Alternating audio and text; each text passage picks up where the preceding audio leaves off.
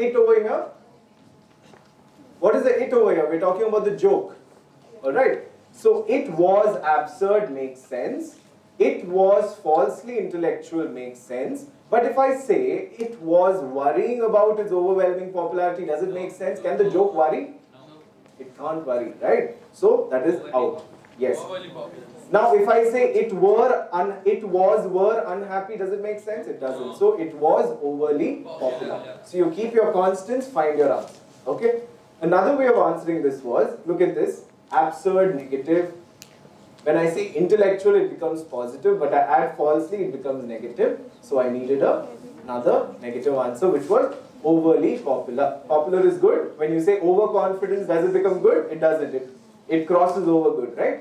Now, another way of answering this was, ly was there with the falsely, and we have ly with overly. So these are different nuances that you can look at and find your answers. Okay?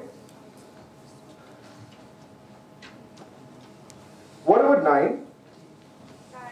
B. Yes, an astronaut or a doctor. What about 10? D. Is it A? D.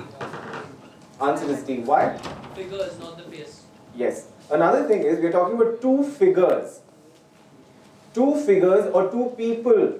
Will I say two people standing there is his face and his brother's face? It's him and his brother, right? So similar to that. Okay? So answer is sister and dentist.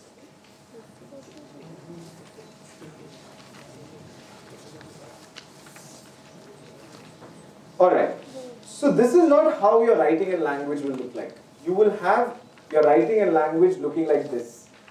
The first page. Okay? You will get a passage. There will be things underlined. And pertaining to the things that are underlined, you will get certain questions, multiple choice questions. Okay? Now in this case, what you need to do is, you don't have to read the entire passage. Phew, right? You don't have to read the entire passage. That's the best part about writing in language, you don't have to read. Okay? What you need to do is, you just have to look at what is underlined, go to the question, and find your multiple choice questions. Multiple choice answers. Alright? Now, there will be a question wherein it will ask you for a primary purpose of a particular passage or the primary purpose of a particular paragraph. Then you might have to read the entire passage or the paragraph accordingly. Okay? Now let's try answering some of these questions. Let's look at the first one. Here, what is happening is, which choice best maintains the sentence pattern already established in the paragraph? So what is the sentence pattern? You'll have to read above. It says, a subway system is expanded to. The subject is before the verb. Okay? Now similarly, I wanted the answer choice to be C because stoplight timing is my subject.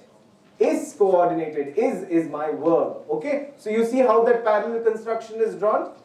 Right? So similar to a subway system, we have a stoplight timing. And then we have the word is, yes. Then we have the word coordinated, here it is expanded, and then we have the word to. So you see how the parallel works? Right? So that is how your parallel works. So the answer for the first one is C. Now let's go to the second one. Let's see if you can answer this.